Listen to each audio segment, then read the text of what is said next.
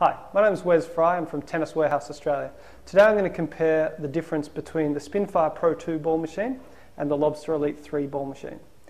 Lobster has a very large range. It starts from the Lobster Elite Freedom up to the Lobster Elite 5 Grand Slam LE.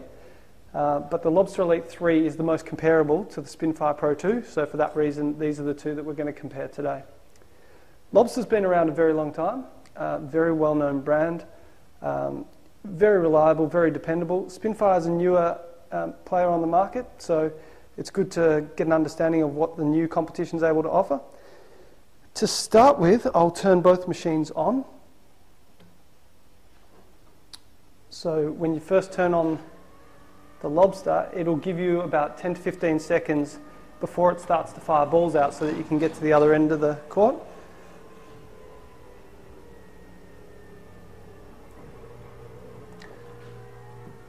Okay, so just turn the Lobster on, now turn the Spinfire on. Both machines just take a little bit of time to fire up. Now, both machines have similar features. They can shoot the ball at approximately 130 kilometers an hour, which is 80 miles per hour.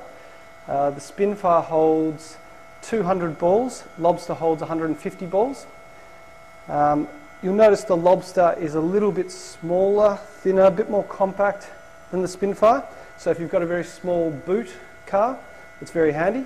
A little bit bigger here, so that allows it to hold more balls. It also is necessary because this offers internal oscillation as opposed to external oscillation. So what I mean by that is, if you watch this, I'll turn the oscillation on this one. You can see that the Spinfire oscillates from side to side internally. It's very fast, it's very quiet, and most importantly, it's very disguised.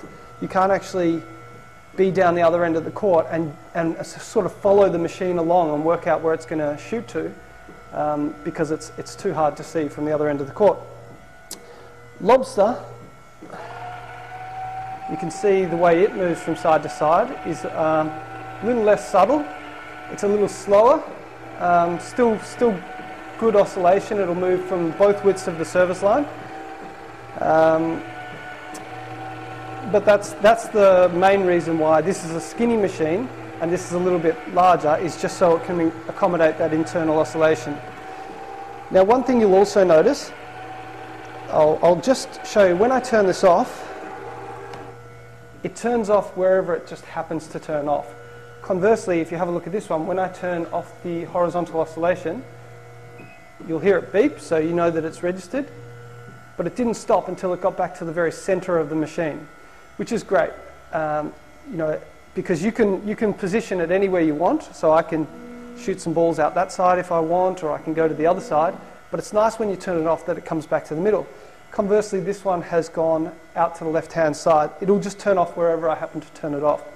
That means next time you come out onto the court and you position it in the center and you're ready to go, and you're going to shoot straight down the middle, and you turn your horizontal oscillation on, what you find is it goes out to the side and then back to the middle, so you'll be hitting it into the fence.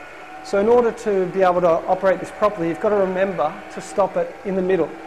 And Lobster have done a good job by providing these plastic feet here, so you can get a gauge as to where the middle is. And you make sure that you stop it when you've got even amount of space on both sides. So a little bit more manual, but you can get around that. The next thing we'll show you is the vertical oscillation. So you'll see with the Spinfire, it's oscillating up and down. So vertical oscillation will vary the depth of the ball in the court. On general settings, it's going to work about from the service line to the baseline. If I turn the Lobster on, you'll see the same sort of thing happening. It's very slow. So right now, while it's at its highest point, you're going to get deep balls. And then when it gets down to the lowest point, you're going to get short balls. Now again, same thing with this. If I turn this off, technically I really should wait until it gets right down to the bottom to stop it. That way I know that whenever I turn this feature on, it's always going to go higher than the net, and that's important. Whereas if I turn this one off,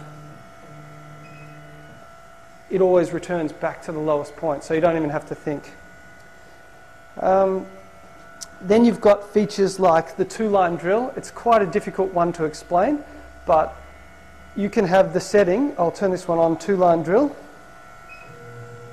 Okay, so what it's done now is it started out with a forehand, and it won't actually go to the backhand side until a ball has gone out. So if I press it again, you get a narrow version of the same drill. So it's hard to see that without firing balls through it, but ultimately you'll get a forehand, then a backhand, forehand, backhand. And if you want it in the narrow setting, then it's forehand, backhand, but you don't have to move very far, just a little step side to side. The wide setting is quite difficult. You'll be running and getting tired very quickly. Lobster has exactly the same feature on that one, but of course the whole machine is oscillating from side to side as opposed to just the internal mechanics. What I want to show you now is the remote control for each machine. Spinfire's remote control has 9 buttons on it, so it can control the elevation up and down, vertical oscillation, start and stop the machine, the 2-line drill, wide and narrow, your horizontal oscillation, left, right, and also a pause button. And the pause button is very handy because you can pause the machine while you pick up balls and just conserve battery life. The other good thing about this remote is that when you actually press a button, you can hear the machine beep so that you know that it's activated. So I press horizontal, and we'll see the machine start to oscillate from side to side. And as I said before, you press it again, you can hear it beep, but it won't stop until it gets back to the middle. Lobster has a optional remote as well. It's a smaller remote, so that's very handy. It'll fit into your pocket very nice and easy. The problem with it though is it only has 2 buttons, so you can start and stop the balls firing out, and you can also turn the horizontal oscillation on and off. So it's really to help you get to the other end of the court. Even though it does have a delay, it'll allow you to get to the other court and play when you're ready. Or if you've got an important phone call, or if perhaps your child walks onto the court, you can press pause very quickly with this remote. The other thing that the machines do is that they will put the elevation up nice and high. Both machines do a great job of this and allow you to do smashing practice. And you can either set it with some slice, so you'll get nice high ones, or you can hit some top spin, which is more of a lob that you have to try to prevent going over your head. So now I'd like to show you the back of the machines. Portability is an important factor for a lot of people. You need to be able to transport it over some difficult terrain at times, and that's where Lobster really excels. They have some very large wheels and a nice big handle, very easy to utilize. You can see it rolls, it's very smooth, so if you do have some difficult paths to get over, I would recommend the Lobster. Spinfire has a very easy way to utilize, so I'll just turn this around so we can see. We have a handle under here, suitcase style handle, and you can see that it moves reasonably easy as well.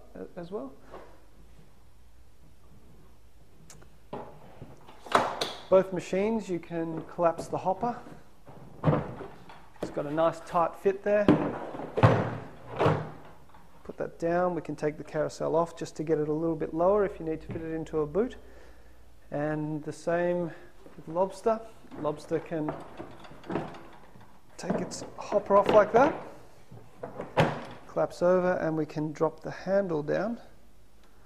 It's a little bit of a trick to that, and it gets it nice and low for a boot, or if you need to store it away in the garage just to try to conserve space. If you have a look at the Lobster control panel, you'll see that it has dials and switches. So for example, the speed can go from 0 up to 80 miles per hour, which is 130 kilometers an hour.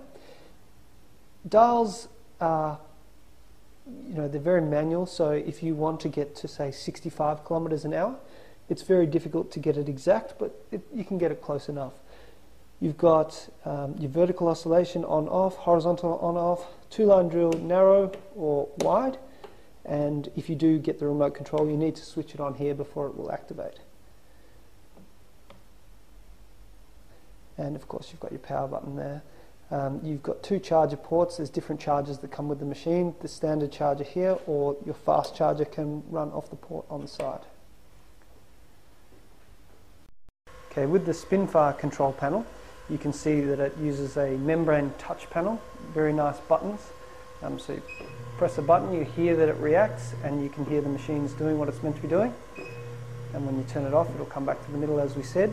You've got a nice LCD display here, which has a 4-bar battery indicator, just like a mobile phone. Very handy to know how much time you've got left. If you want to change settings, for example, the ball speed will go from 1 to 20. So unlike the Lobster, it doesn't have a feel for what the actual speed is. You just know that 20 is the maximum and 1 is the lowest. So you can change the speed. But the good thing about this is that if you want to come back to an exact setting, you can easily set it back to 6 if that's what you like, or perhaps you like 13. It's very easy to come back to the exact setting again.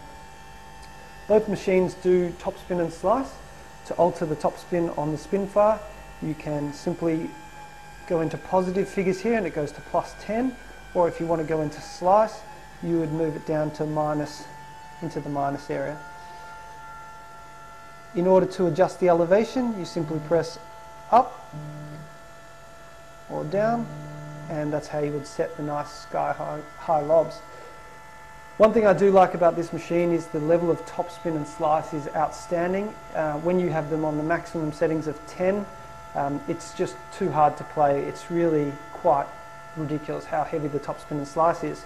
So I would encourage you to sort of set it somewhere around 3 or 4 for top spin or slice. So in summary, these are our two most popular machines. They're both fantastic, and I'm sure that you'll be happy with either one that you choose. If you have a requirement for portability, you've got some difficult terrain to get over, or you have a small car boot, then I would recommend the Lobster. For the features, I think that the Spinfire makes a really good option because it has the internal oscillation for disguised delivery. You've got your LCD touch panel. You can set your settings exactly how you like them. You've got the 9-function remote control, a large ball capacity of 200 balls. So for feature, I think that that's a very good option. So to summarize again, for portability, we choose the Lobster. For features, we would choose the Spinfire.